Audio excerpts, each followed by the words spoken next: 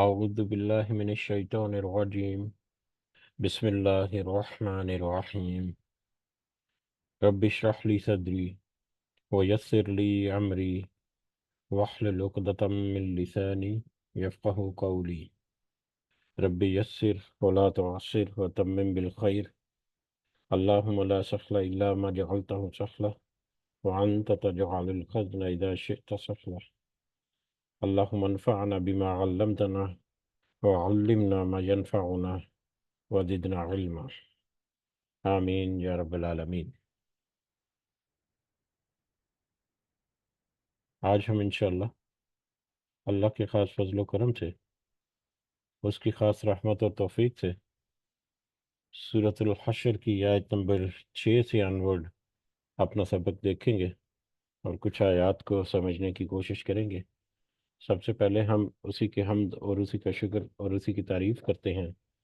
جس نے ہمیں یہ وقت اور یہ مہلت عطا فرمائی، جس نے ہمیں یہ رزق، یہ وسائل، یہ سہولیات، یہ ضروریات اور بے شمار انعام و اکرام اور فضل و کرم ہمارے اوپر کیا، اور خاص کر جس نے ہمارے دلوں میں یہ ڈالا کہ ہم اس بابرکت کلام کو سمجھنے کی کوشش کریں۔ اللہ تعالیٰ سے دعا ہے کہ اس کوشش میں ہمیں استقامت نصیب فرمائے، اس کی صحیح سمجھ اللہ تعالیٰ ہمیں عطا فرمائے، اس کے ذریعے سے اللہ تعالیٰ ہمیں اپنی اور اپنے ساتھیوں کی اصلاح کرنے کی توفیق عطا فرمائے، اور دنیا کے ساتھ ساتھ اللہ ہمیں آخرت کی کامیابی اور بھلائی اور اپنا خاص فضل و کرم ہمارے شامل حال رکھے۔ آمین یا رب العالمین۔ آگے بڑھنے سے پہلے ہم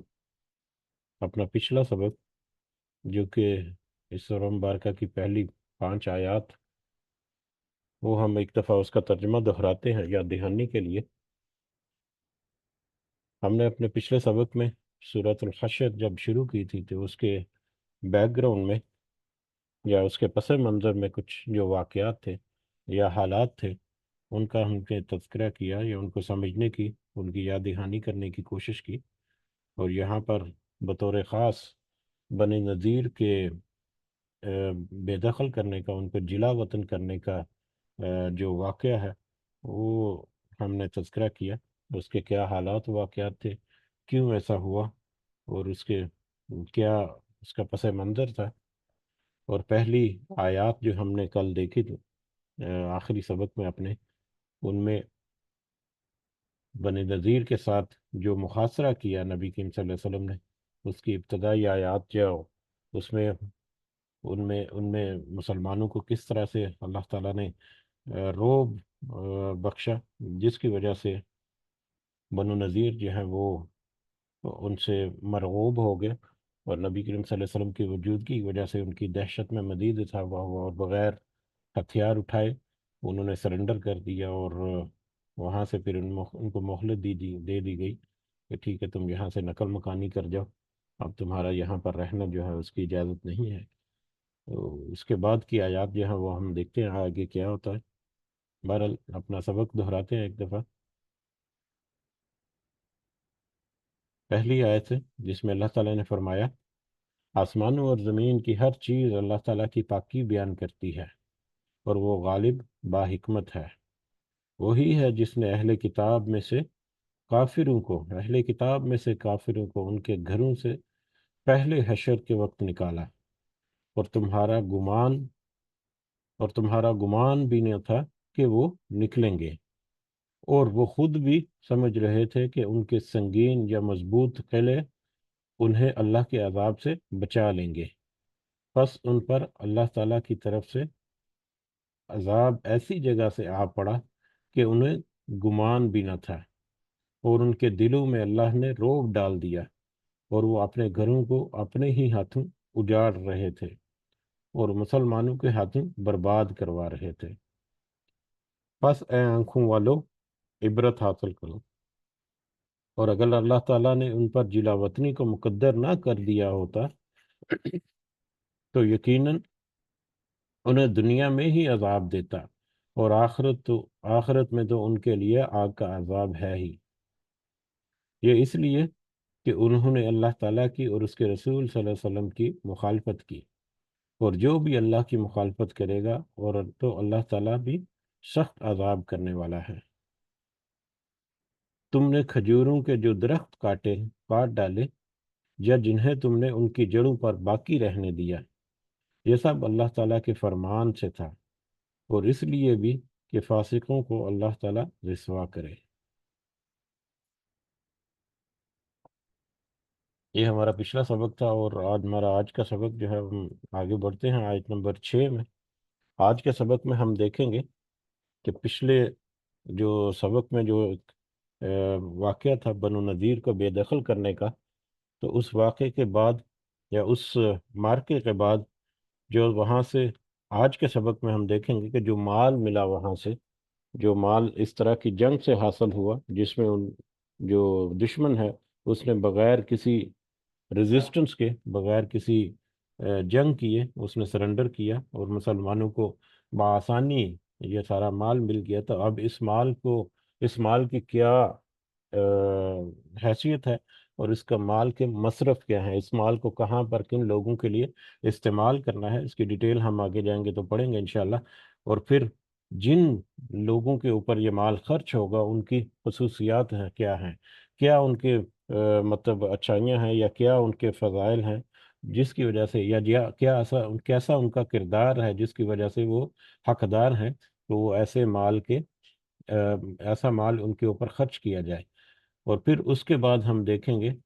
کہ یہ جو منافقین ہیں، منافقین کے بارے میں ہم نے پچھلی سورہ مبارکہ جو ہم نے دیکھی تھی،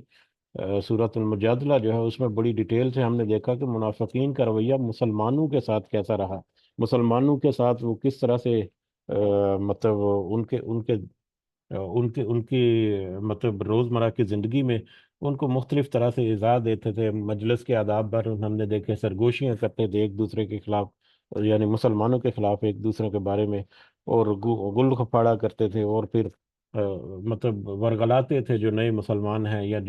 جن کو نہیں پتا، ان کو دین سے دور کرنے کی۔ بہرحال کچھ ہم نے دیکھی تھی سورۃ المجادلہ میں، وہ مسلمانوں کے لیے تھے۔ اب اس کے بعد جو ہم آج کے سبق میں ہم دیکھیں گے کہ یہ منافقین کا رویہ جو ہے وہ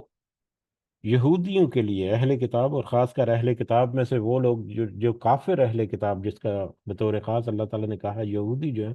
ان کے ساتھ منافقین کا رویہ، یا ان کے لیے منافقین کا جو ان کا ساتھ دینا تھا، اس کی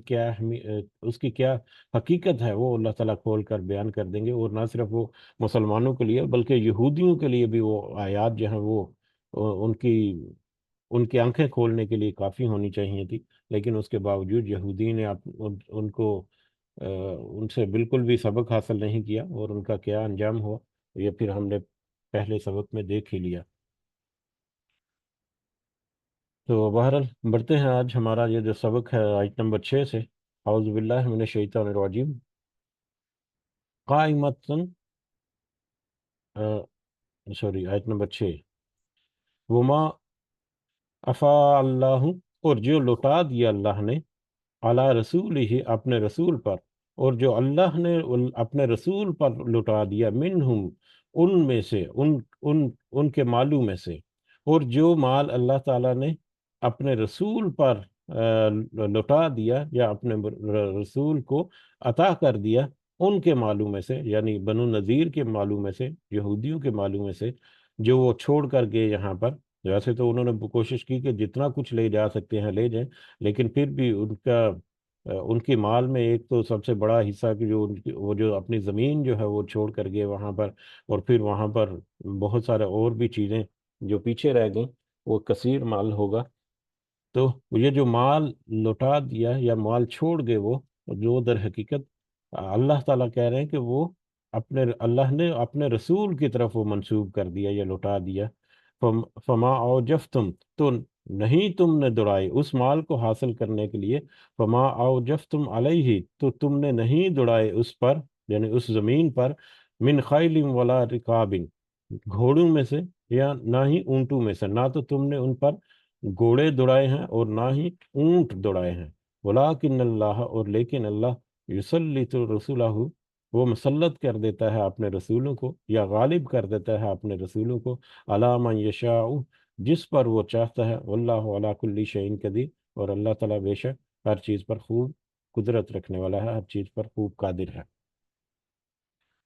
अब यहाँ पर अल्लाह ताला कह रहे हैं कि वो माल जो जो बनु नज़ीर छोड़ गए हैं, वो दर हकीकत अल्लाह ताला ने उसका तसल्लुत या उसके ऊपर कब्जा या उसके ऊपर गलबा जो है वो रसूल सल्लल्लाहु अलैहि वसल्लम को दिया है। क्योंकि उसको हासिल करने के लिए, उस माल को हासिल करने के लिए तुमने ना तो कोई घोड़े दौड़ाए हैं और ना ही कोई ऊंट दौड़ाए हैं। वो तो अल्लाह है जो अपने रसूलों को जिस पर चाहे गालिब कर देता है, क्योंकि अल्लाह जो है हर चीज़ पर खूब कुदरत रखने वाला है। अब यहाँ पर एक दो सिचुएशन ये हैं कि एक सिचुएशन ये है कि ये जो बनु नज़ीर का जो कबीला था या जो अब बस्ती आबादी थी, वो मदीना से चंद ही माल मील के फासले पर थी, 8-10 मील के मसाफत पर होगी। तो उस बस्ती तक पहुंचने के लिए एक बहुत लंबा चौड़ा सफ़र नहीं करना पड़ा उनको, बहुत लंबे चौड़े साजो सामान की उनको ज़रूरत नहीं थी। उनको बड़ी लंबी मुशक्क़तें नहीं उनको उठानी पड़ी थी कि वो उस मैदान जंग तक जाएं या उस बस्ती तक जाएं। और फिर वहां पर भी जाकर उन्होंने जो मुहासरा किया, उस मुहासरे के नतीजे में बगैर किसी जंग लड़े, बगैर किसी खून रोजी के, वो सारा अपना जो सामान है वो छोड़ छोड़ कर चले गए। तो इस माल को हासिल करने के लिए तुमने कोई उस तरह से अपने खून बहाकर, उस तरह से जंग लड़कर तुमने ये माल हासिल नहीं किया, बल्कि ये अल्लाह ताला ने अपने रसूल का सल्लल्लाहु अलैहि वसल्लम रोब उनके दिल में ऐसा डाल दिया कि वो वहीं पर हथियार डाल गए। ना सिर्फ रसूल सल्लल्लाहु अलैहि वसल्लम का बल्कि उनके लश्कर का भी था, लेकिन रसूल सल्लल्लाहु अलैहि वसल्लम की मौजूदगी जो है वो एक एक इंतहाई अहमियत वहाँ पर रखती है। तो अब ये माल जो है, ये माल इस तरह से तुम्हें मिला है, तो लिहाजा इस माल का जो मसरफ है या इस माल के जो हकदार हैं, वो भी अल्लाह ताला की तरफ से आगे डिफाइन करता है। अब यहाँ पर एक तो ये सिचुएशन हमने देखने की कोशिश कर ली कि वो माल जो है वो किस तरह से हासिल किया। अब ये माल क्या है? इससे पहले सूरत अल अनफाल में माल गनीमत के बारे में जिक्र हो चुका कि माल गनीमत वो माल जो किसी जंग के नतीजे में हासिल किया जाए, वो माल गनीमत होता है। और माल गनीमत की तकसीम जो है उसके लिए अल्लाह ताला के अहकामात वहाँ पर थे कि जो भी माल गनीमत जंग से तुम हासिल करो, उसका पांचवा हिस्सा, 5 हिस्से करके उसका पांचवा हिस्सा जो है वो रसूलुल्लाह सल्लल्लाहु अलैहि वसल्लम के लिए और उनके ख़ानदान के लिए और गरीबों, मिस्कीनों और मुसाफिरों के लिए उसका हिस्सा है, पांचवा हिस्सा जो है। और बाकी जो 4 हिस्से हैं, 5 में से एक हिस्सा जो है वो अल्लाह और उसके रसूल सल्लल्लाहु अलैहि वसल्लम का, और फिर मिस्कीनों, फ़कीरों, मस्कीनों और मुसाफिरों वगैरह का है। और बाकी जो 4 हिस्से हैं वो जो मुजाहिदीन हैं जिन्होंने जंग में हिस्सा लिया, उनके दरमियान तकसीम कर दिया जाए, इस तरह से कि जो सवार हैं, जिनके पास ऊंट या कोई घोड़ा वगैरह जो सवारी पर आए थे उस मैदान जंग में, उनको 2 हिस्से मिलेंगे, और जो पैदल आए वहां पर उनको एक हिस्सा मिलेगा। उसकी वजह यह थी कि जो वहां पर सवारी पर आए, तो उनके अपने साथ साथ उनकी सवारी को मेंटेन रखना, उनके घोड़े या ऊंट वगैरह को मेंटेन रखना, उनकी खुराक और उनके दीगर मामलात को चलाना जो है वो भी उनकी जिम्मेदारी। तो इस वजह से उनको एक एक मतलब हिस्सा जो है इजाफी, यानी 2 हिस्से सवारों के लिए और एक हिस्सा पैदल, बाकी जो पैदल मुजाहिद थे उनके लिए। तो वो तो माल गनीमत का तक की तकसीम थी। आज यहाँ पर जो है एक डिफरेंट सिचुएशन क्रिएट ये हुई कि ये माल जो है बगैर जंग के हासिल कर लिया, इसलिए इस माल को माल फै के तौर पर लिखा गया। माल फै, माल गनीमत जो है वो पहले हमने तज़किरा किया। अब माल फै क्या है? माल फै ये माल, वो माल है जो बगैर किसी जंग के हासिल किया जाए या मैदान जंग से बाहर निकलकर हासिल किया जाए। अब माल फै जो है उसकी तकसीम आगे जाने से पहले हम ये इसको समझने की अगर कोशिश करें कि इसकी कि ये इसकी अहमियत और फादियत क्या है, क्या माल फै है क्या, और उसकी इम्पोर्टेंस क्या है कि अल्लाह ताला ने यहाँ पर आयात की शक्ल में वाज़े तौर पर अहकामात जारी कर दिए इनके बारे में। माल गनीमत तो हमने देख लिया कि वो माल जो मैदान जंग में या जंग के नतीजे में हासिल किया जाए। लेकिन उस वक़्त जब अभी मुसलमान जो हैं वो बहुत ज़्यादा ताकतवर भी नहीं है, उनको कुछ फतूहात मिल रही हैं, लेकिन छोटी छोटी फतूहात हैं, उसमें छोटे छोटे इलाके भी हैं, छोटे छोटे मतलब कबीले या बस्तियां हैं जिनके ऊपर उन्होंने गलबा हासिल किया। اور ان میں سے اکثر جو ہے وہ اس طرح سے جنگ کے نتیجے میں حاصل ہوئی۔ لیکن بعد کے زمانوں میں جب فتوحات کا سلسلہ جو ہے وہ بہت وسعت اختیار کر گیا، جیسا کہ مطلب مصر، شام اور عراق وغیرہ کے اوپر جب حملے کیے اور وہاں پر جب فتوحات ہوئیں، تو وہ تو مطلب بہت بڑی بڑی سلطنتیں تھیں، یعنی لاکھوں مربع میل جو زمین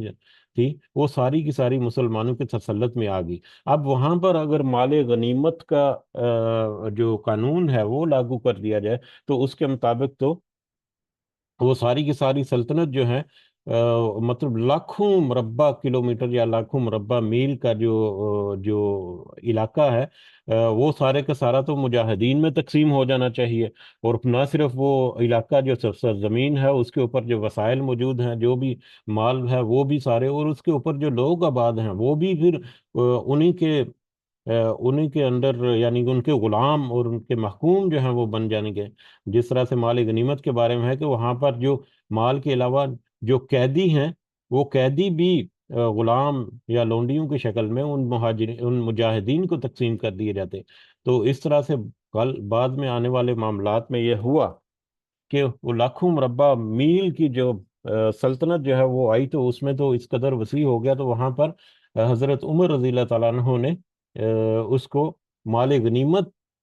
کے طور پر تقسیم کرنے کے بجائے انہوں نے وہاں پر کہا کہ یہ مال غنیمت نہیں، یہاں پر مال فے کا حکم ہوگا، جو کہ ہم آگے اس کی تفصیل ہم مزید دیکھیں گے کہ مال فے جو ہے اس کو کس طرح سے تقسیم کیا جائے گا اور کون کون لوگ ہیں جو اس کے حقدار ہیں۔ تو اس کے اوپر صحابہ کرام نے تھوڑا سا ایک کہہ لیں کہ ایک گفت و شنید ہوئی، ان کے درمیان ڈائلاگز ہوئے، یا ایک پینل بٹھایا گیا کہ اس میٹر کو ڈسکس کیا جائے، کیونکہ وہاں پر مختلف طرح کی آراء آئیں، کیونکہ وہ وہاں پر تھا کہ میدان جنگ ہم نے تو یہ جنگ کر کے حاصل کیا، لہذا یہ مجاہدین کو دے دینا چاہیے۔ لیکن ہم حضرت عمر جو ہے رضی اللہ تعالیٰ عنہ وہ ڈٹ گئے کہ نہیں، یہ مال فے کے طور پر اس کو تقسیم ہونا چاہیے۔ بہرحال وہ پوری مجلس یا پورا پینل وہاں پر بیٹھا، اور ان کے ڈیسیجن کے نتیجے میں یہی طے پایا کہ ہاں یہ جو مال ہے اس کو مال فے کے طور پر تقسیم ہونا چاہیے۔ اور وہیں پر مال فے اور مال غنیمت کے درمیان ایک جو باؤنڈری ہے وہ بھی وہاں پر ڈرا ہوئی کہ وہ مال جو میدان جنگ کے اندر اندر، میدان جنگ جو ہے وہ کتنا ہوگا، چند سو میٹر کا یا ایک آدھ کلومیٹر کا یا 1.5 کلومیٹر کا علاقہ ہوگا، جہاں پر جنگ جو ہے وہ پریکٹیکلی قائم ہوئی۔ لیکن اس اس اس میدان جنگ کے اندر جو سامان، جو ہتھیار وغیرہ لے کر آئے ہیں، جو گھوڑے وغیرہ وہ لے کر آئے، اونٹ وغیرہ، یا باقی لوگ جو وہاں پر قیدی ہو گئے، وہ سارے کے سارے جو ہیں وہ مال غنیمت کے طور پر ان کو سمجھا جائے گا۔ جبکہ اس میدان جنگ سے باہر جتنا علاقہ ہے، جو وسیع سلطنت جو ہے، اس کو مال فے کے طور پر سمجھا جائے گا اور اسی اعتبار سے اس کو تقسیم کیا جائے گا۔ تو اس طرح سے مال غنیمت جو ہے اس کی اور مال فے جو ہے اس کی کیٹیگریز جو ہے وہ مزید کلیئر ہو گئی بعد کے آنے والے میں۔ اور اس کی حکمت ہم دیکھیں، سبحان اللہ، کہ اللہ تعالیٰ نے پہلے سے یہ ہدایات جو نازل کر دیں کہ یہ پوری کی پوری سلطنت جو ہے وہ بجائے اس کے کہ چند سو یا چند ہزار مجاہدین کے ہاتھوں میں چلی جائے، وہ پوری رعایا کے لیے اس کو اوپن کر دیا۔ پوری رعایا جو ہے وہ اس کی حقدار، یا پورے مومنین یا اہل ایمان جو ہیں وہ اس کے حقدار ہیں کہ وہ اس میں سے فائدہ حاصل کریں پوری زمین کا، بجائے اس کے کہ وہ لاکھوں مربع میل سلطنت جو ہے وہ چند ہزار میں اگر تقسیم کر جائے، تو ایک ایک مجاہد کو مطلب کئی کئی مطلب 1000 کلومیٹر کا ایریا جو ہے وہ ایک ایک مجاہد کے نام ہو جاتا۔ اور اگر اس طرح کی سینیریو ہو جاتی تو آج سچویشن جو ہے وہ انتہائی ڈفرینٹ ہوتی ہے۔ آج بھی بڑے بڑے لینڈ لارڈ قسم کے جو آج دنیا کے قانون میں جو بنایا ہوا ہے لوگوں نے، تو اگر اگر ان علاقوں میں وہ قانون جو ہے لاگو ہو جاتے تو آج سچویشن شاید مختلف ہوتی۔ لیکن اس کی تقسیم میں اس قدر ایک حکمت کے فیوچر میں جا کر ایک بہت بڑا میٹر جو ہے وہ ریزالو ہو گیا ان آیات کی مدد سے، جو ہم آگے آج پڑھیں گے۔ تو لہٰذا مال فے جو ہے اس کے بارے میں فردر ہم دیکھیں گے کہ اس کی تقسیم کیا ہے اور اس کو کیسے ٹریٹ کیا جائے گا۔ ہاں، البتہ اتنا سا فرق ضرور دیکھ لیتے ہیں ابھی آگے بڑھنے سے پہلے، کہ مال غنیمت وہ مال جو میدان جنگ کے اندر حاصل ہو، اس کے حقدار وہ ہیں، اور اس زمین جو ہے اس کی صورت میں بھی علماء کہتے ہیں، خیر وہ ایک بہت لمبا ایک موضوع بھی ہے، لیکن اختصار کے ساتھ ہم کہ کہ میدان جنگ کا جو ایریا ہے اس کو جب مجاہدین میں تقسیم کیا جائے گا تو اس کے جو رہنے والے جو لوگ ہیں وہ وہ اس کا خراج دیں گے، یعنی کہ وہ ان کے پاس ہی رہے گا، لیکن وہ حکومت یا سلطنت یا بیت المال کے تسلط میں ہوگا، بیت المال یا حکومت جو ہے وہ اس کی مالک جو ہے وہ سمجھی جائے گی، اور اس میں رہنے والے جو لوگ ہیں وہ وہاں پر جو بھی انکم یا جو بھی وہاں سے وہ کماتے ہیں اس کا خراج وہ حکومت کو ادا کریں گے، جبکہ بغیر کسی جنگ کے، بغیر کسی خون ریزی کے جو زمین جو ہے وہ مسلمانوں نے حاصل کی، وہ جو ہے وہ ان کے مالک جو ہیں انہی کے پاس رہے گی، لیکن اس کا وہ عشر، زکوٰۃ اور عشر کا جو نظام ہے تو اس کا عشر جو ہے وہ مسلمانوں کو یا حکومت کو ادا کریں گے، جس کے ذریعے سے وہاں پر جو بھی رفاہ عامہ اور جو بھی وہاں پر ضروریات ہیں عام پبلک کے لیے وہ ساری کی جائیں گی۔ تو بہرحال اس طرح کی پھر زمین کی کیٹیگریز جو ہیں وہ بھی کی گئی، اور اس اعتبار سے بعد میں آنے والا ایک بہت بڑا جو ایک کنفلکٹ تھا وہ ان آیات کے نتیجے میں بہت آسانی سے صحابہ کرام جو ہے ان کی آپس میں ایک پینل ڈسکشن کے ذریعے سے وہ ریزالو ہو گیا، اور وہ قوانین جو ہیں وہ بن گئے جو کہ پھر قیامت تک کے لیے اس طرح سے لاگو کر دیے گئے۔ تو بہرحال آگے بڑھتے ہیں ہم، اور تھوڑا کچھ پوائنٹ جو باقی ہیں وہ انفولڈ ہو جائیں گے۔ تو واپس آیت کی طرف جاتے ہیں کہ یہ جو مال تمہیں اس طرح سے حاصل کیا ہے، یہ در حقیقت مال فے ہے، جس کے اوپر تم نے گھوڑے یا اونٹ وغیرہ دوڑا کر اپنی خون ریزی، اپنے تلواریں نکال کر اپنی جنگ کر کے تم نے حاصل نہیں کیا، بلکہ یہ اللہ تعالیٰ نے اپنے رسول کو یہ در حقیقت جو مال جو ہے وہ عطا کیا ہے، اللہ تعالیٰ نے اپنے رسول کی طرف یہ لٹایا ہے، کیونکہ اللہ تعالیٰ جس کو چاہے، اب جب چاہے جس کے اوپر چاہے اپنے رسولوں کو غلبہ عطا کر دے، مسلط کر دے، تو لہٰذا یہ مال فے ہے، اور مال فے کے بارے میں آگے ہونے والے احکامات جو ہیں وہ تم نوٹ کر لو، اور یہ سارا کچھ اس لیے کہ واللہ علی کل شیء قدیر، کہ اللہ تعالیٰ ہر چیز پر پور قدرت رکھنے والا ہے۔ ما افاء اللہ، اور جو کچھ مال فے عطا کیا اللہ نے علی رسول ہی، اپنے رسول پر، من اہل القریٰ، بستیوں والوں میں سے، فللہ، تو وہ تو اللہ کے لیے ہے، وللرسول، اور اس کے رسول کے لیے، اور اس طرح سے بستی والوں سے، ان بنو نذیر کی بستی سے جو مال فے اللہ تعالیٰ نے اپنے رسول کو لوٹایا ہے، وہ تو در حقیقت اللہ اور اس کے رسول کا ہے، یعنی اللہ اور اس کے رسول، اللہ کے رسول جو ہیں صلی اللہ علیہ وسلم، ان کو بھی مال دیا گیا تھا، وہ بھی در حقیقت اللہ ہی کے راستے میں اپنا مال جو ہے وہ مطلب اپنا سارا مال خرچ کرتے تھے، اکثر حصہ بقدر ضرورت، اور ان کی ضرورت بھی کس قدر مختصر تھی کہ ان کی جو ازواج مطہرات ہیں انہوں نے مطلب مطالبہ کیا کہ اب تو مال غنیمت جو ہے وہ بھی کافی مقدار میں آ رہا ہے، تو اب تو ہمارے لیے کوئی نان نفقہ، ہمارا منتھلی خرچہ جو ہے وہ تھوڑا سا بڑھا دیں، تو نبی کریم صلی اللہ علیہ وسلم نے ایلا کر لیا تھا، وہ واقعہ جو ہے وہ یقیناً آپ کو یاد آ گیا ہوگا، لیکن انہوں نے اس مال کا جو تصرف ہے وہ جنرل رعایا کے لیے یا عام پبلک کے لیے جو حقدار ہیں اس کے، ان کے لیے زیادہ اس کو اہمیت دی، لیکن اپنے لیے انہوں نے اپنے جو معاملات ہیں ان کو محدود رکھا، انہی اپنی پرانی جو کہہ لیں کہ ان کی اپنی جو روایات تھی، جو عادات تھی، جو اپنا جو ان کا لیونگ سٹائل تھا اسی کے اوپر وہ رہے، جیسے جیسے مال و دولت بڑھی اس کے ساتھ ساتھ انہوں نے اپنا لائف سٹائل جو ہے وہ امپروو کر کے لگزریس نہیں کر لیا، وگرنہ تو یہ ایک مثال ہی کافی ہے کہ بنو نذیر سے جو ان کو دولت ملی وہ تو اللہ اور اس کے رسول کی ہے، کہ وہ جہاں پر مرضی اس کو خرچ کریں، تو یہی دولت اگر وہ اپنے اوپر خرچ کر لیتے یا اپنے تصرف میں لاتے تو وہ اپنا شاہانہ لائف سٹائل جو ہے وہ بنا سکتے تھے، لیکن انہوں نے ایسا نہیں کیا، تو اسی لیے اللہ تعالیٰ نے کہا کہ یہ تو اللہ اور اس کے رسول کا ہے، کہ اس کے رسول بھی اللہ ہی کے راستے میں خرچ کرنے والے ہیں وہ مال کو۔ بہرحال اب دوبارہ سے مال غنیمت جو ہے اس میں سے اس کا پانچواں حصہ جو ہے وہ رسول صلی اللہ علیہ وسلم کا، اللہ اور اس کے رسول کا تھا، اور پھر باقی یہ آگے جو آئیں گے، لیکن یہاں پر وہ مال فے کی صورت میں وہ سارے کا سارا مال جو ہے وہ اللہ اور اس کے رسول کا ہے، اور کس کے لیے؟ وَلِذِي الْقُرْبَى وَالْيَتَامَى وَالْمَسَاكِينِ، اور رسول کے قرابت والوں کے لیے، یعنی اہل بیت یا رسول رسول صلی اللہ علیہ وسلم کے رشتہ داروں کے لیے اور یتیموں کے لیے اور مسکینوں کے لیے، وابن السبیل اور راستے کے بیٹے یعنی مسافروں کے لیے ہے۔ یعنی وہ اس طرح سے مال فیض جو حاصل کیا گیا وہ اللہ اور اس کے رسول جو ہیں وہ اس کے لیے ہے، اور وہ جہاں پر بھی خرچ کریں اور ان کے خرچ کرنے میں پھر ان کے قریبی رشتہ دار اور یتیم اور مسکین اور مسافر وغیرہ جو ہیں وہ بھی اس میں شامل ہو جائیں گے۔ کئی لا یکون، اور یہ تقسیم اس طرح سے اللہ تعالیٰ نے کی، یا اس لیے کی، اس کی ایک بہت بڑی حکمت جو اس کا ایک انتہائی مختصر الفاظ میں اللہ تعالیٰ نے یہاں پر ذکر کیا، کئی لا یکون دولتم، کہ تاکہ نہ ہو وہ دولت یا وہ مال گردش کرنے والا بین الاغنیائی، غنی لوگوں کے درمیان، مالدار لوگوں کے درمیان، منکم، تم میں سے۔ یہ اس لیے اللہ تعالیٰ نے کیا تاکہ یہ مال جو ہے وہ تم میں سے جو مالدار ہیں انہی کے درمیان گردش کرنے والا نہ ہو جائے، یعنی انہی کے درمیان ایک تو یہ تقسیم دیکھیں کہ وہ تقسیم بھی جو جو سوار ہیں ان کو پیدل کی نسبت ڈبل ملے گا۔ اب جیسے جیسے وقت گزرتا جائے گا تو جس کو ڈبل ملا اس نے اپنے وسائل بھی زیادہ کر لیے، اس نے اپنا اس کے مال جو ہے وہ بھی بڑھ گیا، تو نیکسٹ جو بھی اس طرح سے لشکر کشی ہوگی وہاں پر جب وہ مال حاصل کرے گا، اور خاص کر جب وسیع و عریض سلطنت جو ہے وہ حاصل ہوگی، تو اس میں پھر اگر مال غنیمت کا اصول جو اپنایا جائے تو کس قدر وسعت کے ساتھ وہ ساری زمین جو ہے وہ ان کو ملے گی، اور پھر وہ ساری کی ساری زمین جو ہے وہ تو انہی مجاہدین کے ہی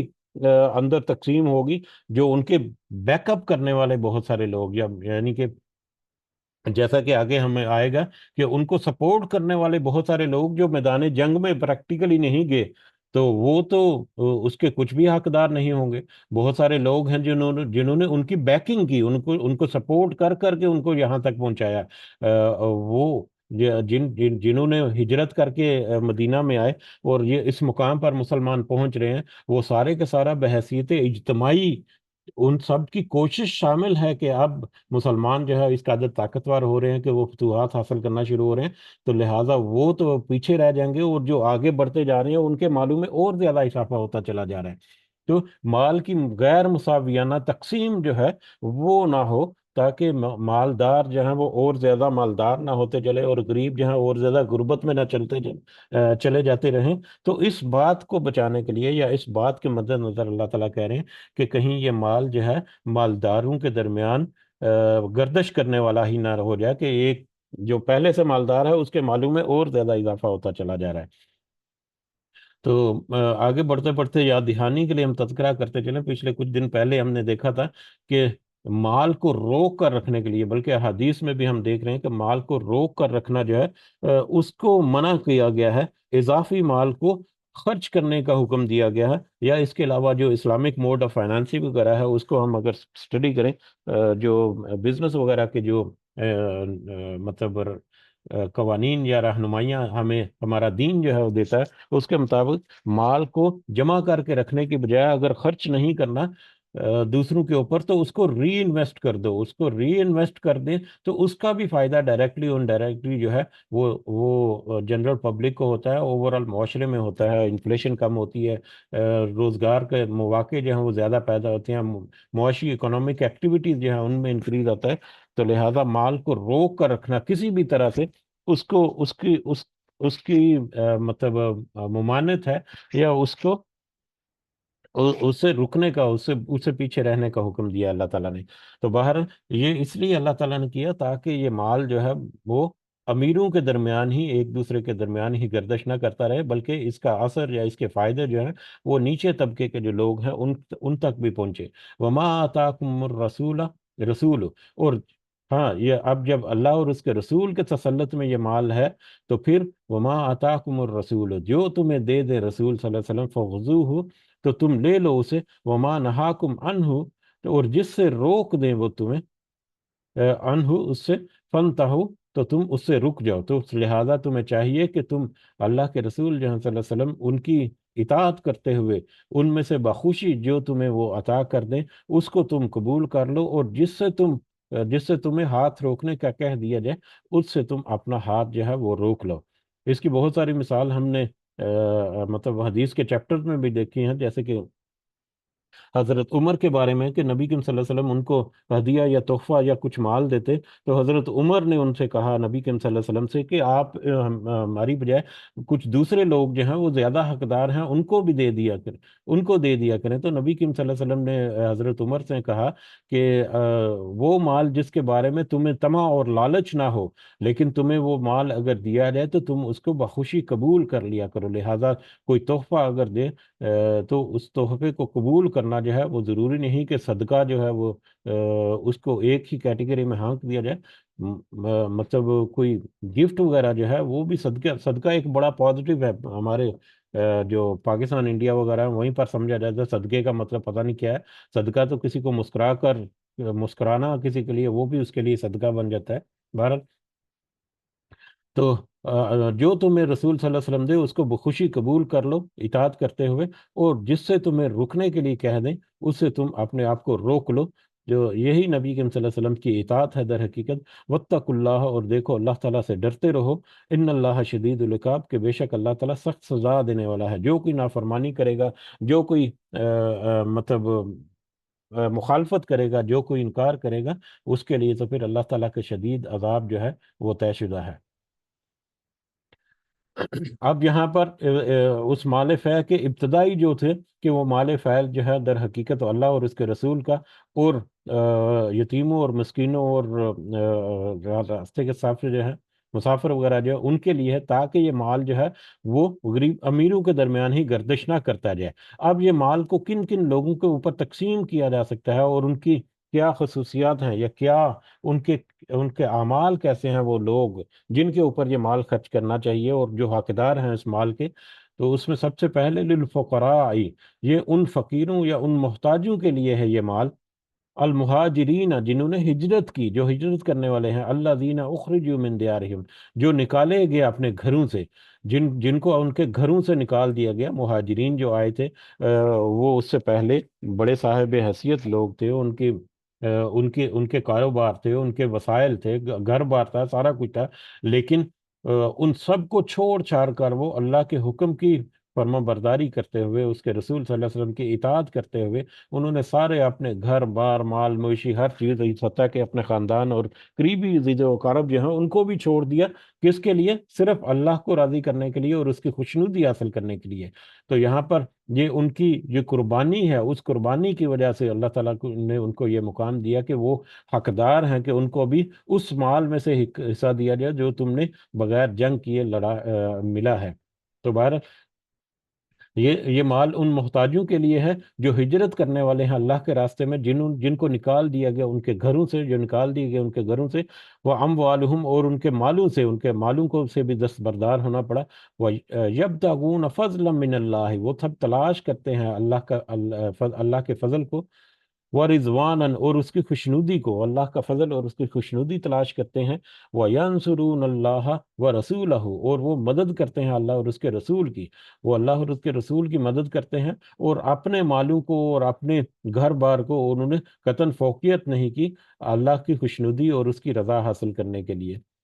تو لہٰذا وہ حقدار ہیں اس بات کے کہ وہ ان کے اوپر مال فہ جو ہے وہ خرچ کیا جائے، یا ان کو مال فہ سے حصہ دیا جائے۔ اولئک هم الصادقون، در حقیقت یہی وہ لوگ ہیں جو صدیق ہیں، جو سچے ہیں۔ صادقین ہم نے دیکھا تھا،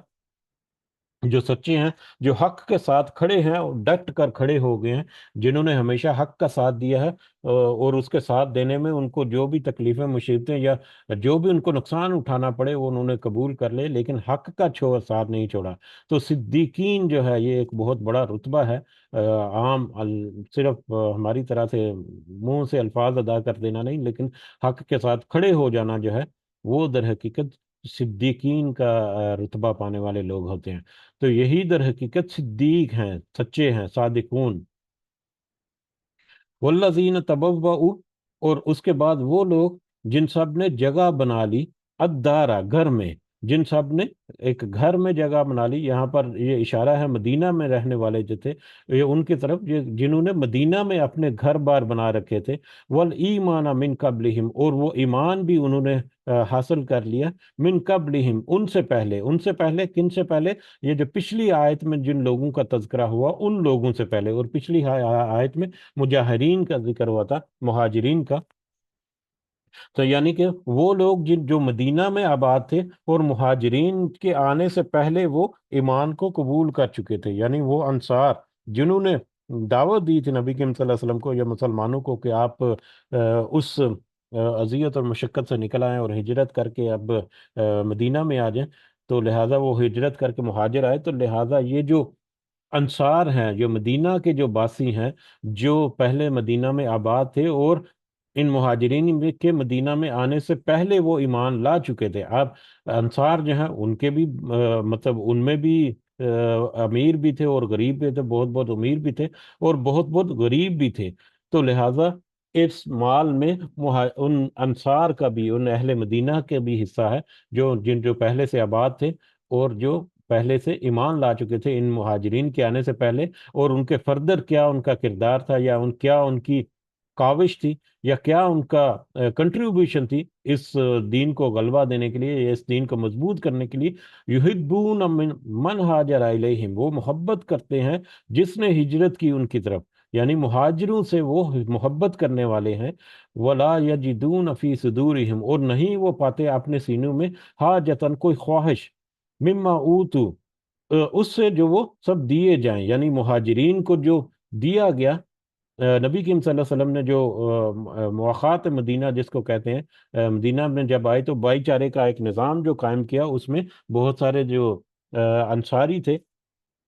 انہوں نے اپنے مہاجرین ساتھیوں کے لیے بہت بہت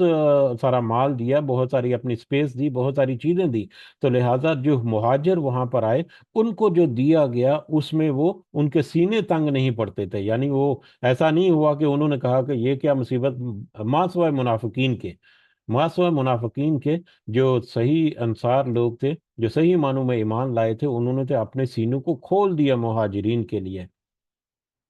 وَيُؤْثِرُونَ، اور وہ سب ترجیح دیتے ہیں، عَلَىٰ أَنفُسِهِمْ، اپنے نفسوں پر، یعنی وہ مہاجرین کو اپنی ضرورتوں پر بھی ترجیح دیتے تھے، یعنی مہاجرین کو وہ خاص اہتمام کے ساتھ انہوں نے پورا پروٹوکول دیا۔ وَلَوْ كَانَ بِهِمْ خَصَاصَةٌ، اور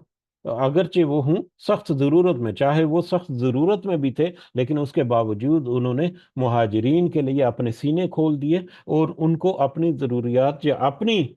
جو ترجیحات تھی ان کے اوپر انہوں نے ان مہاجرین کو فوقیت دی، یا ان مہاجرین کو انہوں نے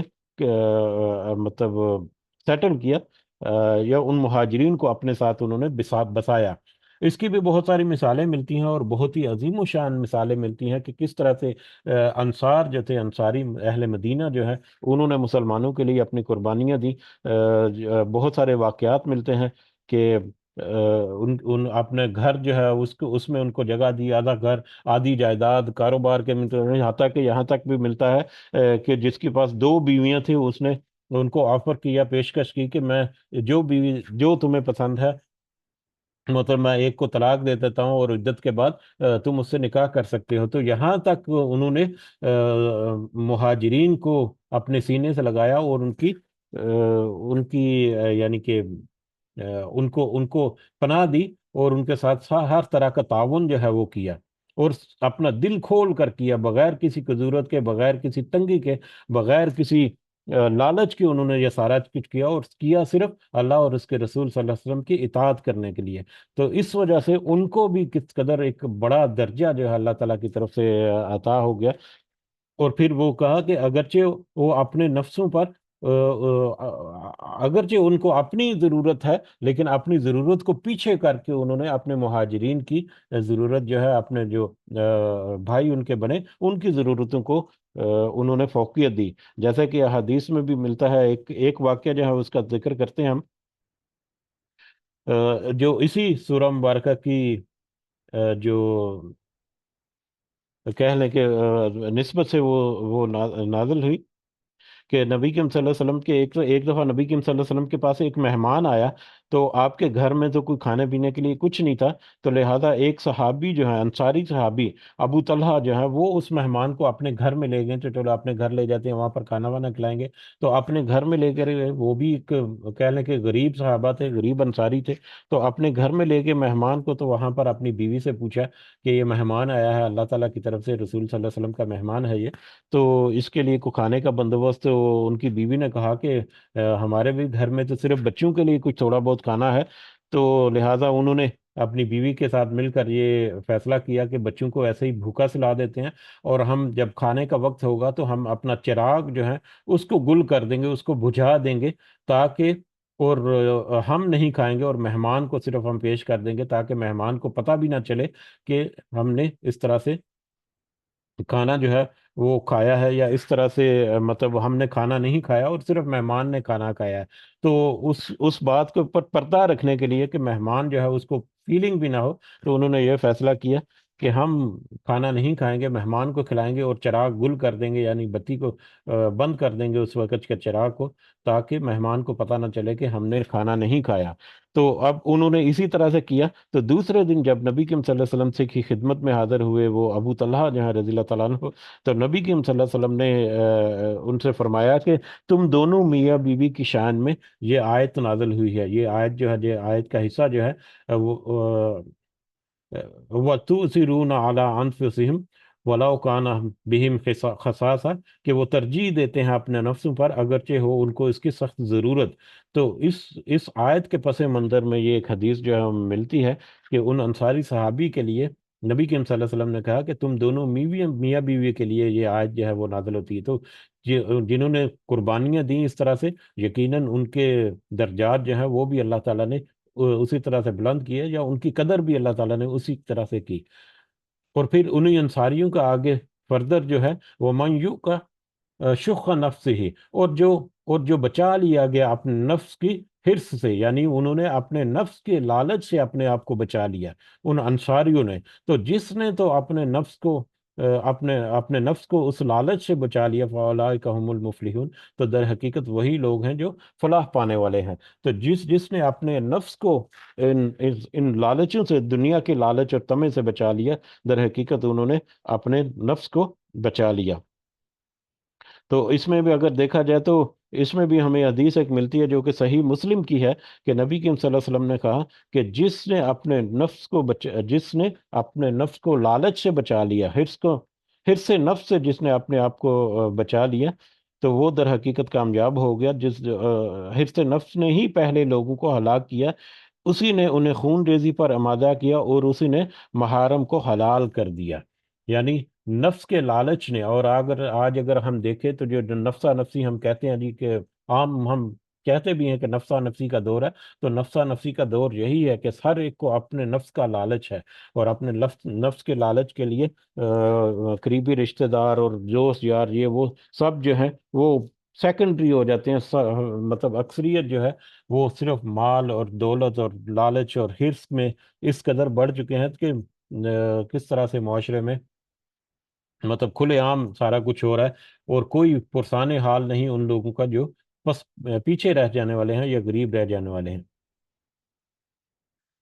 اب دوسرا انصار کے بارے میں تھے، تیسرا اس کے بعد والذین جاؤ من بعدہم، اور ان لوگوں کے لیے جو بعد میں آئے ان کے، یعنی ان انصار اور صحابہ مہاجرین۔ اب صحابہ جو ہیں وہ تو اکثریت ان کی ہجرت کر کے آ گئی تھی، اور اس کے بعد مہاجرین ہیں جنہوں نے صحابہ کرام کا انصار ہیں جنہوں نے ان مہاجرین کا ساتھ دیا۔ تو ان انصار اور ان صحابہ کرام کے بعد والذین جاؤ من بعدہم، جو اس کے بعد آنے والے ہیں، یقولون، اس کے بعد آنے والے جو علماء جو ہیں وہ کہتے ہیں کہ اس کا مطلب یہ ہے کہ ان صحابہ کرام رضوان اللہ اجمعین کے بعد آنے والے جتنے مومنین ہیں، تابعین ہیں، تبع تابعین ہیں، یا اس کے بعد قیامت تک آنے والے جو مومن ہیں، جو مسلمان ہیں، وہ سارے کے سارے اس میں شامل ہیں، کہ وہ سارے حقدار ہیں اس مال فے کا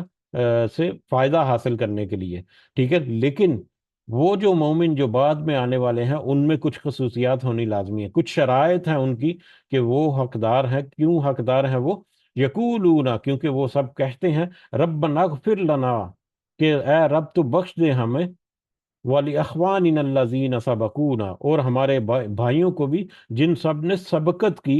جن سب نے پہل کی بالایمان، ایمان میں، یعنی بعد میں آنے والے لوگ جو ہیں وہ اپنے پچھلے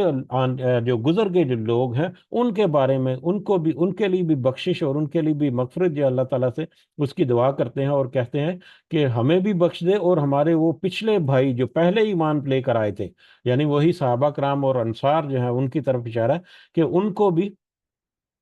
بھی تو بخش دے۔ ولا تجعل فی قلوبنا اور نہ تو ڈال ہمارے دلوں میں غلن کوئی کینہ للذین آمنو ان لوگوں کے لیے جو سب ایمان لائے، جو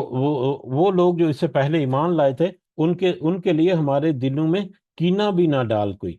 یعنی ان کے دلوں میں ہمارے لیے کوئی نفرت یا بغض یا ان کے خلاف کوئی جذبات جو ہیں وہ بھی ہمارے دلوں میں تو نہ آنے دے اے اللہ۔ ربنا، اے ہمارے رب، انک رؤوف الرحیم، بے شک تو شفقت کرنے والا اور بڑا مہربان ہے۔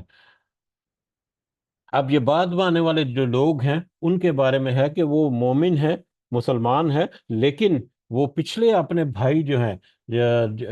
جو صحابہ کرام ہیں اور یا انصاری ہیں، ان کے بارے میں کہ وہ ان کے بارے میں کوئی کینہ نہیں رکھتے، اپنے لیے بھی، اپنی مغفرت اور بخشش کے لیے بھی دعا کرتے ہیں، اور اپنے پچھلے جو گزر گئے بھائی جو ہیں ان کے لیے بھی دعا کرتے ہیں کہ تو ان کو بھی بخش دے، ان کے اوپر بھی رحم کر، اور تو ان کی نسبت سے ہمارے دلوں میں کوئی کینہ یا بغض یا اناد یا اس طرح کی نیگیٹو جو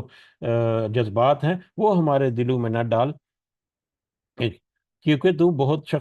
شفقت کرنے والا اور بڑا مہربان ہے۔ یہی وجہ ہے کہ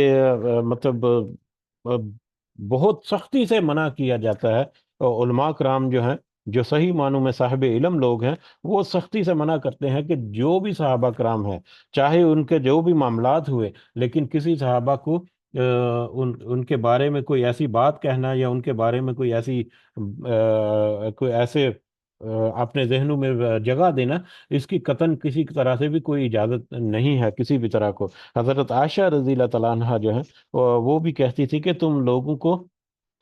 کو تو اصحاب رسول صلی اللہ علیہ وسلم کے لیے استغفار کرنے کا، ان کے لیے استغفار کرنے کا حکم دیا گیا، مگر تم نے ان پر لعن طعن کی ہے۔ میں نے تمہارے نبی کو فرماتے ہوئے سنا تھا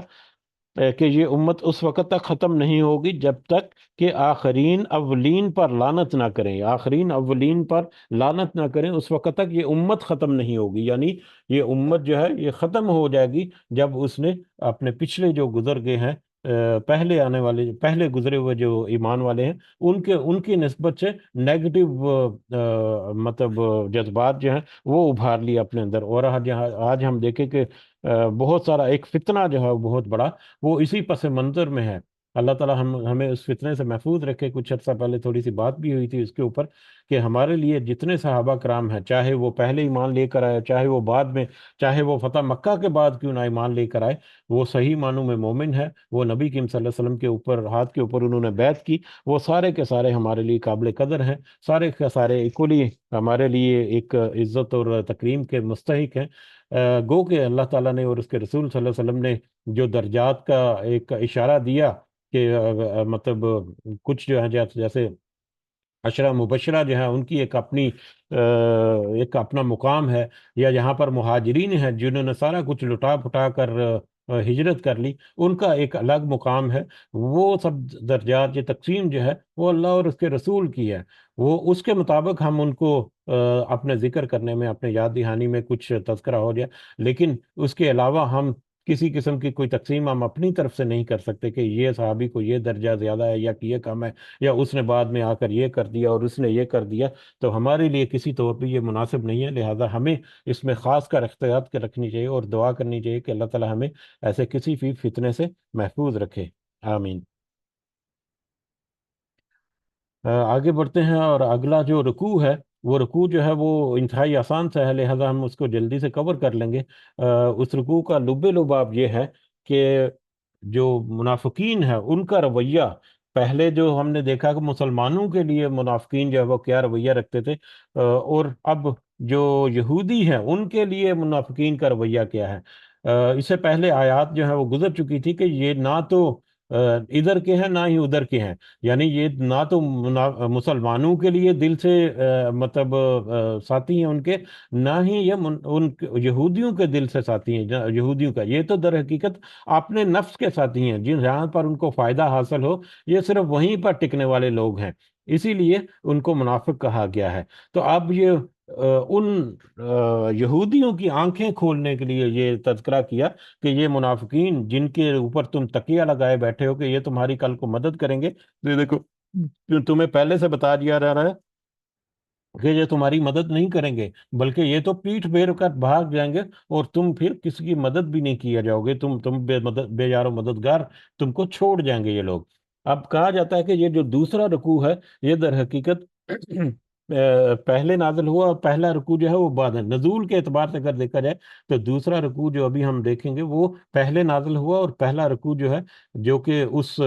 وہ جو مارکا تھا بنو نذیر کا، اس کا سارا احوال میں بتاتا ہے، وہ بعد میں نازل ہوا۔ اور یہ دوسرا رکوع جو ہے اس کے بارے میں کہا جاتا ہے کہ نبی کریم صلی اللہ علیہ وسلم نے پہلے نوٹس دیا تھا، غالباً 10 دن کا، کہ 10 دن کا نوٹس دیا جاتا ہے تمہیں، کہ 10 دن کے اندر اندر اب یہ یہاں سے چھوڑ جاؤ، اگر نہ لشکر کشی کر دی جائے گی۔ تو ان 10 دنوں کی مہلت کے اندر اندر جو مختلف منافقین تھے مدینہ کے، انہوں نے اپروچ کیا بنو نذیر کی طرف، اور انہوں نے کہا کہ نہیں، یہ مسلمان کچھ نہیں کرنے لگے، اگر انہوں نے کچھ تمہارے خلاف کچھ اقدامات کیے بھی تو ہم تمہارے ساتھ کھڑے ہوں گے، ہم تمہارا ساتھ دیں گے، اور اگر تمہارے ساتھ جنگ بھی ہوئی تو ہم ان کو چھوڑ کر، ان کی اطاعت کو چھوڑ کر ہم تمہارے ساتھ کھڑے ہو جائیں گے کر، لیکن تمہاری پیٹھ نہیں لگنے دیں گے، ہم تمہارا پورا ساتھ دیں گے، اور تم پوری طرح سے ہم تمہارے ساتھ کھڑے رہیں گے۔ لیکن حقیقت یہی ہوئی کہ جب ان کے اوپر لشکر کشی ہوئی تو کسی منافق نے آ کر ان کے ساتھ کوئی ان کا ساتھ نہیں دیا، بلکہ وہاں سے پیٹھ پھیر کر بھاگ گئے، کیونکہ وہ تو اپنے ہی نفس اور اپنے ہی فائدے کے لیے جہاں پر بھی کھڑے ہوتے ہیں۔ تو لہٰذا یہ پہلے کہہ دے کہ اس جو ایک مہلت کا جو پیریڈ ہے، اس پیریڈ کے دوران میں یہ آیات نازل ہوئی، اور یہ آیات جب نازل ہوئی تو یقیناً نبی کریم صلی اللہ علیہ وسلم جو اپنے صحابہ کو سناتے تھے، ارد گرد کے جو لوگ ہیں ان تک یہ آیات پہنچی تھی، تو ان ایڈوانس یعنی کہہ لیں کہ منافق ان کو جو یہودی ہیں ان کو پہلے سے اشارتاً یہ بتا دیا گیا کہ یہ منافق جن کے اوپر تم تکیہ لگائے بیٹھے ہو، ان کا کیا کردار ہوگا، عن قریب تم دیکھ لو گے۔ یا اس کے بعد آنے والے جو منافقین ہیں، سوری یہودی ہیں، جیسا کہ بعد میں بنو قریظہ کے ساتھ بھی میٹر ہوا، تو ان کے لیے بھی، یا بعد میں جتنے یہودی ہیں ان کے لیے بھی، کہ منافقین جو ہے یہ اگر مسلمانوں کا ساتھ نہیں دے رہے تو یہ تمہارا بھی ساتھ نہیں دیں گے، لہذا تم ان سے کیئرفل ہو جاؤ۔ صحیح معنوں میں جو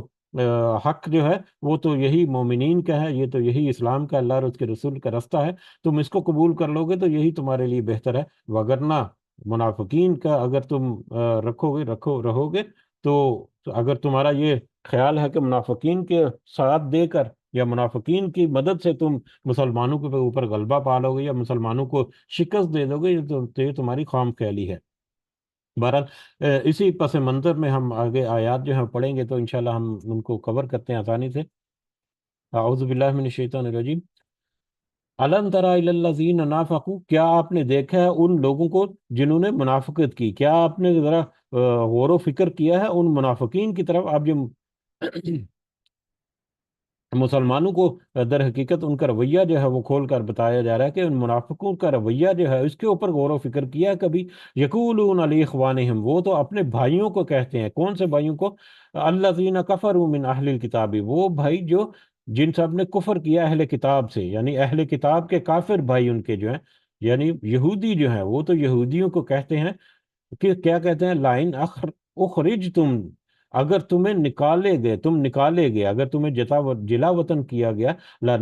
لَنَخْرُجَنَّ مَعَكُمْ، تو ضرور ہم بھی نکل چلیں گے تمہارے ساتھ، کہ تم فکر مت کرو، ہم تمہارے ساتھ موجود ہیں، ہم تمہاری پوری سپورٹ کریں گے، اور اگر ان مسلمانوں نے تمہیں یہاں سے نکالنے کی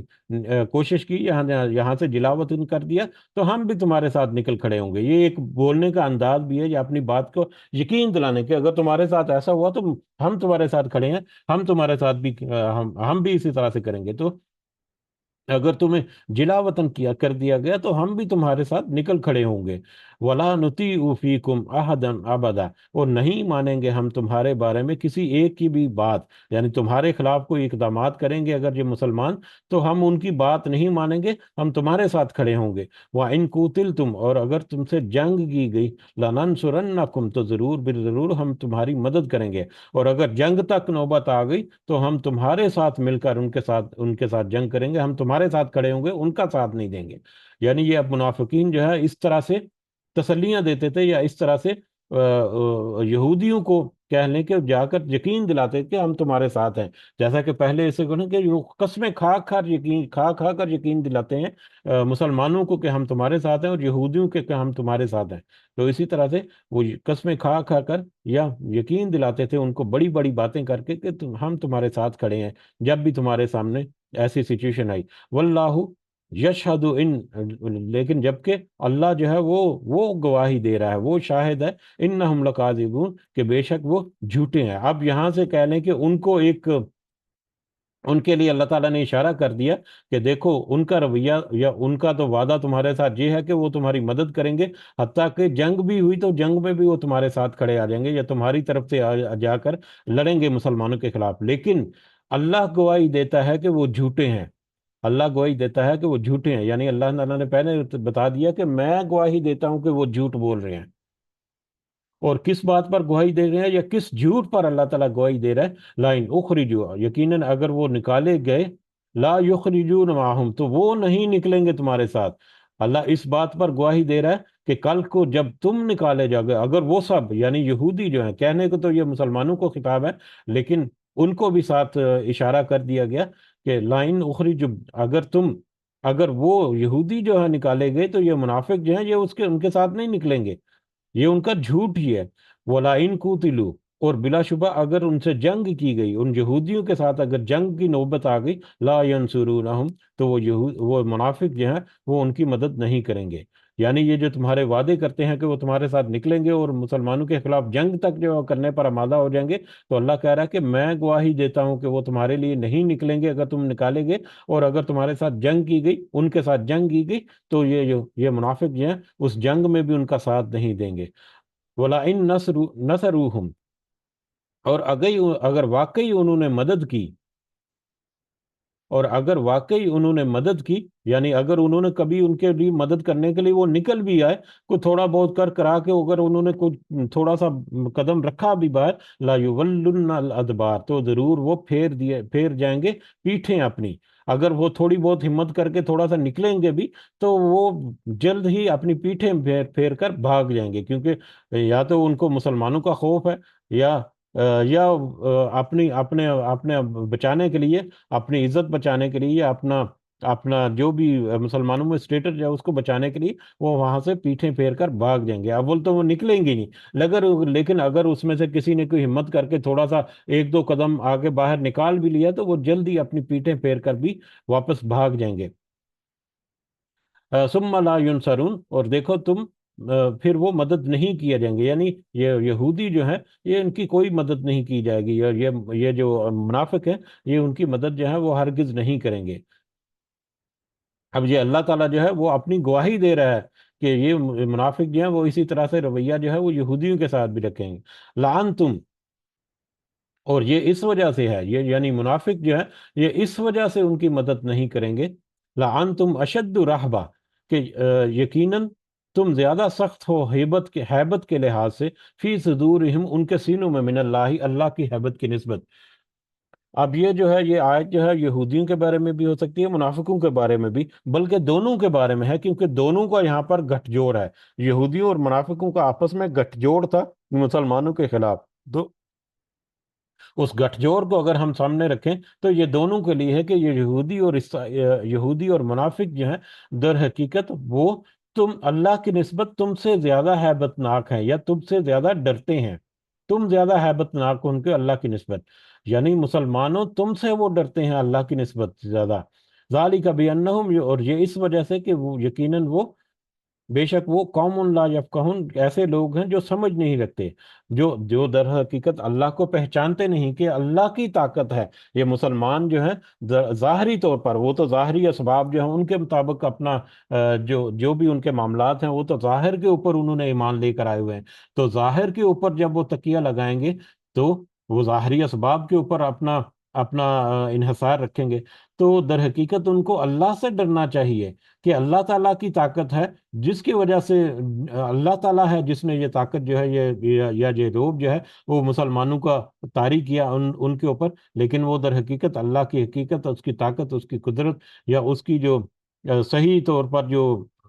مطلب اللہ کی جو حکمت ہے اس کو پہچانتے نہیں، وہ ظاہری اسباب کے اعتبار سے وہ در حقیقت مسلمانوں سے ڈرتے ہیں، جبکہ ان کو اللہ سے ڈرنا چاہیے۔ تو اس کی وجہ سے یہ ہے کہ وہ در حقیقت مسلمانوں سے خوف کھاتے ہیں،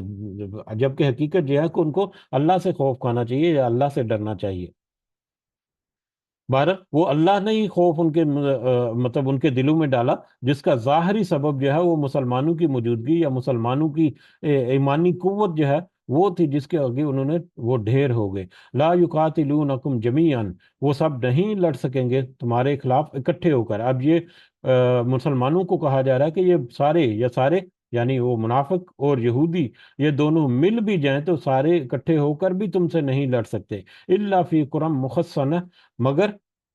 قلعہ بند بستیوں میں، او من وراء جدر، یا دیواروں کے پیچھے، وہ تو تمہارا مقابلہ ہی نہیں کر سکتے۔ ہاں اگر وہ قلعوں کے پیچھے اور دیواروں کے پیچھے ہوں گے تو پھر بھی کچھ کوشش کر لیں گے۔ اب قلعوں کے پیچھے اور دیواروں کے پیچھے،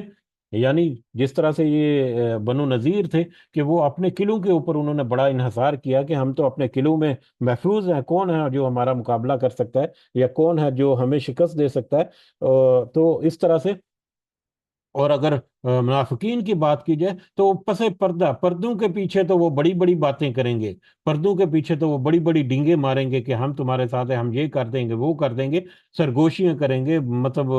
چھپ چھپ کر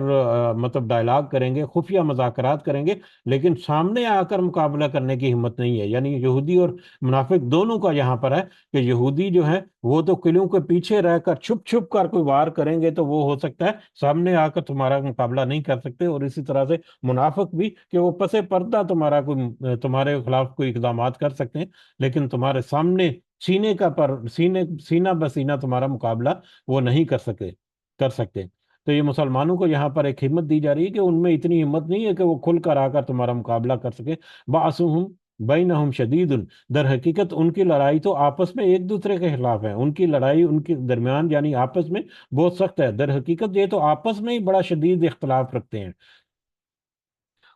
آپس میں ان کا شدید اختلاف، وہ اختلاف تو ایک تو سامنے آ گیا ہمارے کہ مطلب دونوں جو ہے وہ مادی وسائل اپنے جو ہے ان کے اوپر انحصار کرنے والے ہیں، دونوں اپنا سوشل سٹیٹس جو ہے برقرار رکھنے والے، دونوں جو ہے وہ شخ نفس سے اپنے نفس کے لالچ میں در حقیقت ہیں، دونوں اپنے آپ کو محفوظ رکھنا چاہتے ہیں، تو لہٰذا دونوں کے اپنے اپنے بینیفٹس ہیں، اپنے اپنے ان کے کہہ لیں کہ ان کے اپنے اپنے ہدف ہیں، یا اپنے اپنے ان کے کچھ مطلب معاملات ہیں جن کو وہ بچانا چاہتے ہیں۔ وہ ایک دوسرے کی مدد نہیں کرتے، وہ ایک دوسرے کی مدد اگر کرتے بھی ہیں تو اپنے فائدے کے لیے، اور اگر ان کو فائدہ نہ ملے تو وہ ایک دوسرے کا ساتھ چھوڑ دیں گے۔ آج بھی اگر ہم دیکھیں تو آج بھی مسلمانوں کے مقابلے میں جتنی نان مسلم قوتیں ہیں وہ کیسے اکٹھی ہو جاتی ہیں کہ سب آپس میں ان کے شدید اختلاف ہیں، ایون کہ یہودی اور عیسائی جو ہیں آپس میں ان کا روحانی اعتبار سے یا مذہبی اعتبار سے دیکھیں تو شدید اختلاف ہے، لیکن وہ مسلمانوں کے خلاف اکٹھے ہو جاتے ہیں۔ اسی طرح سے اہل کتاب اور مشرکین جو ہے، یہ ہندو اور دوسرے جو ہیں مجوسی وغیرہ، وہ سب جو ہیں وہ آپس میں ان کے مذہبی طور پر بھی یا اپنے رہن سہن کے اعتبار سے بھی دیگر سارے معاملات میں شدید اختلافات ہیں، بہت سارے مختلف رویے ہیں، لیکن مسلمانوں کے مقابلے میں سارے اکٹھے ہو کر ایک جگہ پر آ جاتے ہیں۔ تو یہی سچویشن وہاں پر بھی ہے کہ جب سارے ویسے تو اکٹھے ہو جائیں گے،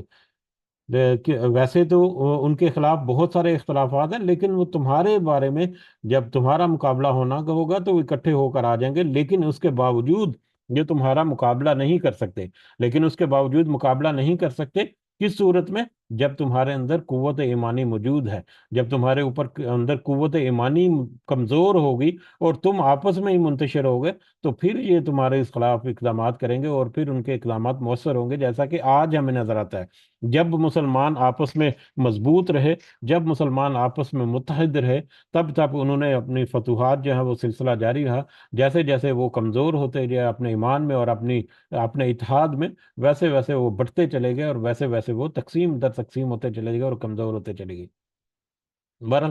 ان کا آپس میں تو شدید اختلاف ہے، لیکن مسلمانوں کا مقابلہ کرنے میں وہ سامنے آتے ہیں،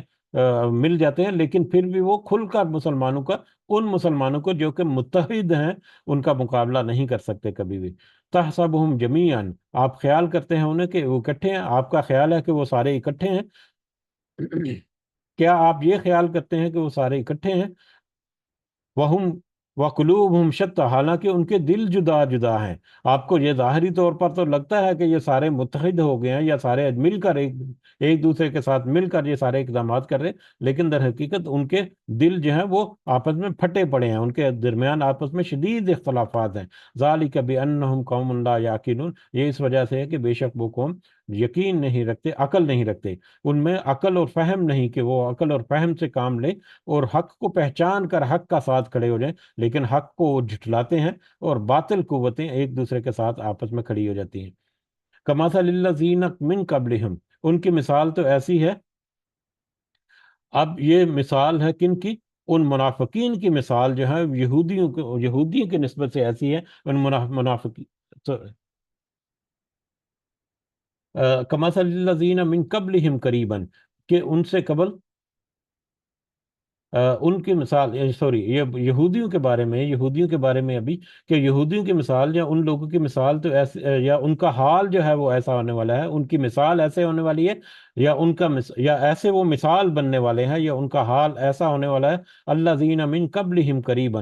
جو ان سے پہلے قریب ہی لوگوں کا ہو گیا، ذاقوا، جنہوں نے چکھا، انہوں نے چکھ لیا، وبال یا ایک پریشانی، امرہم، اپنے کام کا، وَلَهُمْ عَذَابٌ علیم، اور ان کے لیے دردناک عذاب بھی ہے۔ ان یہودیوں کا حال تو ان کی طرح ہونے والا ہے جو قریب ہی اس سے پہلے، یا عنقریب اس سے پہلے ان کچھ لوگوں کے ساتھ ہو چکا۔ ان قریب ہی کیسے ہو چکا؟ جیسا کہ اس سے پہلے بنو قینقاع جو ہے وہ تقریباً 1 ڈیڑھ سال پہلے جو ہے بنو قینقاع کو وہاں سے بے دخل کیا گیا تھا ان کی بستیوں سے، غزوہ بدر کے بعد، کیونکہ انہوں نے مسلمانوں کی مخالفت کی تھی، جس کی وجہ سے معاہدہ شکنی کی وجہ سے ان کو وہاں سے بدر کر دیا گیا تھا۔ تو یہ اس کی طرف بھی اشارہ ہو سکتا ہے، یا غزوہ بدر میں کس طرح سے شکست ہوئی، کس طرح سے مشرکین کا معاملہ ہوا، اس کو اگر رکھیں تو وہ یہ منافقین کے لیے بھی ہو سکتا ہے، یا اس سے پہلے غزوہ جو احد تھا، اس میں گو کے معاملہ جو ہے برابر برابر ہوا، لیکن اس میں بھی بہت نقصان ہوا تھا دونوں طرف کا، تو اس کی طرف بھی ہو سکتا ہے اشارہ، کہ عنقریب تو یہ ان کے ساتھیوں کا اس طرح سے یہی حال ہو چکا ہے جیسا کہ ان کا ہونے والا ہے، کہ عنقریب انہی کے ساتھیوں میں سے بنو قینقاع جو ہے ان کو بے دخل کر دیا گیا تھا، یا ان کے ساتھ یہ معاملہ ہوا تھا، تو لہٰذا قریب کے کچھ لوگوں نے، ماضی قریب کے کچھ لوگوں نے بھی اسی طرح سے اپنے معاملات کی وجہ سے ایک مزہ چکھا تھا، انہوں نے چکھا وبال اپنے کام کا، انہوں نے اپنے کام کا وبال چکھا، یعنی دنیا میں انہوں نے ایک سزا جو ہے وہ پا لی، لیکن وہ تو دنیا کی سزا تھی، وَلَهُمْ عَذَابٌ علیم، ان کے لیے آخرت کا عذاب جو ہے دردناک، وہ تو ابھی باقی ہے، دنیا میں تو انہوں نے ایک عذاب جو ہے یا ایک سزا جو ہے وہ پا لی، لیکن ان کے ان کام کی وجہ سے آخرت میں ان کا عذاب جو ہے وہ تو طے شدہ ہے۔ کمثل الشیطانی، اب یہاں پر آ رہا ہے کہ ان ان منافقوں کا حال جو ہے، یا ان منافقوں کی مثال جو ہے، وہ ان یہودیوں کے لیے ایسے ہی ہے جیسے کہ شیطان ہے، یعنی کہ وہ ان منافقوں کو اللہ تعالیٰ نے شیطان کا کہہ کر یہاں پر کیا، شیطان کی طرح سے ان منافقوں کا رویہ ہے یہودیوں کے حق میں۔ اس قال للانسانی، جب شیطان نے کہا انسان سے، اکفر، تو کفر کر، جب شیطان نے انسان کو کفر کرنے کی طرف راغب کیا، یا کفر کرنے کی طرف ابھارا، فلما کفرا، پھر جب اس انسان نے کفر کر لیا، قالا، تو اس شیطان نے کہا، انی بری منک، کہ میں تو تم سے بری ہوں، انی اخاف اللہ، میں تو بے شک ڈرتا ہوں اللہ سے، رب العالمین، جو کہ تمام جہانوں کا رب ہیں۔ شیطان کا یہاں پر اس سے پہلے بھی کئی دفعہ اس طرح کا قول آ چکا ہے کہ شیطان جو ہے ساری عمر انسان کو ورگلاتا رہتا ہے، اس کو کفر پر، اس کو شرک پر مجبور کرتا ہے، اس کو گناہوں پر مجبور کرتا ہے، اور ساری عمر جو ہے وہ انسان جو ہے وہ شیطان کے پیچھے لگ کر، اس کے وسوسوں، اس کے سبز باغ کے پیچھے لگ لگ کر اپنے سارے زندگی جو ہے وہ تباہ و برباد کر بیٹھتا ہے، اور آخرت میں جب اللہ کے حضور پیشی ہوگی تو وہ شیطان جو ہے وہ وہاں پر اپنی برات کا اظہار کر دے گا کہ میرا تو تمہارا کوئی لینا دینا نہیں، تم نے تو اپنے نفس کی پیروی کی، در حقیقت میں تو اپنے رب سے ڈرتا ہوں جو کہ رب العالمین ہے۔ تو یہ شیطان کا قول ہے جو کہ قیامت کے دن وہ ان لوگوں سے کہے گا، ان انسانوں سے کہے گا جنہوں نے اس شیطان کی پیروی کی دنیا کی زندگی میں۔ تو یہاں پر وہ جو یہودی ہیں ان کو یہ پہلے سے اشارہ دے دیا گیا کہ یہ منافق جو ہیں یہ در حقیقت تمہارے لیے اس شیطان کا حال کرنے والے ہیں، کہ جب اس شیطان نے اب اس انسان کو ساری زندگی ورگلایا، اس کو کفر کی طرف راغب کرتا رہا، جب وہ انسان جو ہے وہ کفر کرنے لگ گیا، تو پھر اس سے وہ بری ہو گیا کہ میں تو اللہ سے ڈرتا ہوں۔ یعنی جب وہ کافر جو ہے وہ اپنے انجام کو پہنچ گیا، جب انسان اپنے انجام کو پہنچ گیا، جب انسان کی مہلت جو ہے وہ ختم ہوگی، اس وقت کافر جو ہے وہ اس وقت شیطان جو ہے وہ اپنی اصلیت جو ہے وہ ظاہر کرتا ہے، اپنی پہچان جو ہے وہ ظاہر کر کے انسان کے اوپر باور کرا دیتا ہے، تو تم نے جو کرتے رہے وہ سب تم اپنے نفس کے اپنے نفس کے پیچھے لگتے ہو رہے، میرے پیچھے چلتے رہے، میں تو اس رب العالمین سے ڈرتا ہوں، میں تجھ سے برات کا اظہار کرتا ہوں۔ جو یہاں پر منافقین کا رویہ ان ان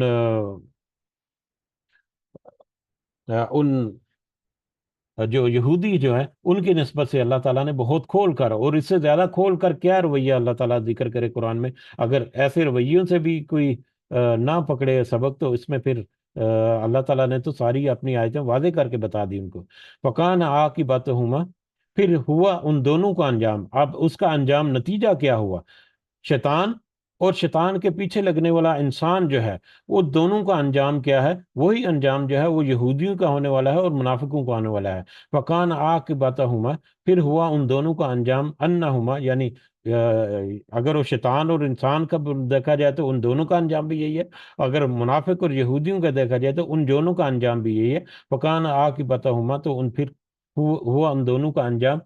انہما کہ بے شک وہ دونوں فی الناری آگ میں ہوں گے، خالدین فیہا ہمیشہ ہمیشہ اس میں رہنے والے ہوں گے، وذالک جزاء الظالمین، اور اسی طرح سے ہے ظالموں کی سزا یا ظالموں کا بدلہ، اور ظالموں کو اسی طرح سے ان کا جزا یا ان کا بدلہ جو ہے وہ سزا کی صورت میں ملے گا۔ معذرت، آج جو ہے وقت بھی میں نے زیادہ لے لیا، مجھے لگتا تھا کہ ہم جلدی سے کور کر جائیں گے، بہرحال اللہ تعالیٰ سے دعا ہے کہ اس میں بہت ساری باتیں جو ہیں وہ آج کے دور میں کافی ساری باتیں جو ہیں وہ سکپ کر گیا ہوں میں، یقیناً اشارہ جو کیا ہے کہ آج کے دور میں بہت سارے معاملات ایسے ہیں، بہت ساری قوتیں ایسی ہیں جو مسلمانوں کے خلاف متحد کھڑی ہیں، اور اس میں ایک اضافی طور پر ان کی قوت کا ایک اضافہ یہ بھی ہے کہ مسلمان آپس میں بہت کمزور ہیں، مسلمان آپس میں اتحاد جو ہے وہ تو کھو بیٹھے ہیں، جس کی وجہ سے باطل قوتیں جو ہیں مسلمانوں کے اوپر راج کر رہی ہیں، اور مسلمانوں کا اپنا رویہ بھی کیسا ہے کہ وہ بھی منافقین کی طرح کہ مطلب اپنا رہنا سہنا اور اپنے دیگر معاملات میں تو وہ ان اہل مغرب اور جو مسلمانوں کے خلاف جو جاتے ہیں ان کا رویہ اپنانا چاہتے ہیں، لیکن مرنا وہ بڑے ایمان کے اوپر اور جنت میں جانا چاہتے ہیں۔ تو اس قدر یہ دونوں کنفلکٹنگ ہے کہ مسلمان جو ہے وہ کنفیوز ہو چکا ہے، اگر صحیح معنوں میں دیکھا جائے تو وہ نہ وہ ادھر کا رہا نہ ادھر کا رہا، بالکل اسی طرح سے جیسے منافقین کا رویہ ہے۔ تو ہمیں اپنے دین میں، اپنے ایمان میں، اپنے جو عقائد ہیں ان میں اپنے رویوں کے اوپر بھی نظر ثانی کرنے کی بہت زیادہ ضرورت ہے۔ یہ ساری آیات جو ہیں ان کو اگر ہم مزید کچھ برانچیں نکال کر یا مزید کچھ کھوج لگا کر ان کو زیادہ ڈیپلی جب دیکھا جائے تو بہت ساری ایسی باتیں جو ہیں وہ ہمیں آج نظر آتی ہیں۔ اسی لیے بار بار کئی دفعہ ہم کہتے ہیں یا ذکر کرتے ہیں یا دہانی کرتے ہیں کہ یہ پچھلی قوموں کے جو قصے کہانیاں جو ہیں یہ ذکر ہوئے، یہ صرف قصے کہانیاں ان لوگوں کے لیے تو ہو سکتے ہیں جو ان کو قصے کہانیاں سمجھتے ہیں، لیکن ہمارے لیے در حقیقت اپنے رویوں کے اوپر نظر ثانی کرنے کے لیے ایک دعوت اور یاد دہانی کے طور پر بار بار ہمارے سامنے آتی ہیں۔ بہرحال اللہ تعالیٰ ہمیں توفیق دے کہ ہم اپنے رویوں کے اوپر نظر ثانی بھی کریں اور اپنی فائن ٹیوننگ کر سکیں۔ آمین یا رب العالمین، وما علینا الا البلاغ المبین۔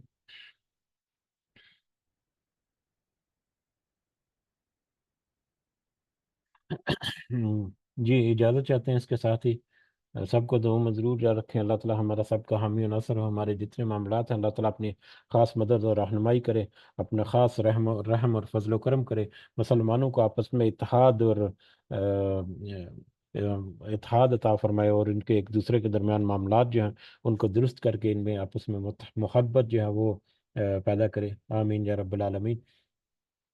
ربنا آتنا في الدنيا حسنة وفي الآخرة حسنة وقنا عذاب النار. رب ارحمهما كما ربياني صغيرا. رب ارحمهما كما ربياني صغيرا. رب ارحمهما كما ربياني صغيرا. ربنا ظلمنا أنفسنا وإن لم تغفر لنا وترحمنا لنكونن من الخاسرين. ربنا تقبل منا إنك أنت السميع العليم وتوب علينا إنك أنت التواب الرحيم. سبحان ربك رب العزة عما يصفون وسلام على المرسلين والحمد لله رب العالمين. سبحانك اللهم وبحمدك أشهد أن لا إله إلا أنت أستغفرك وأتوب إليك. جزاكم الله خيرا كثيرا. السلام علیکم ورحمۃ اللہ وبرکاتہ.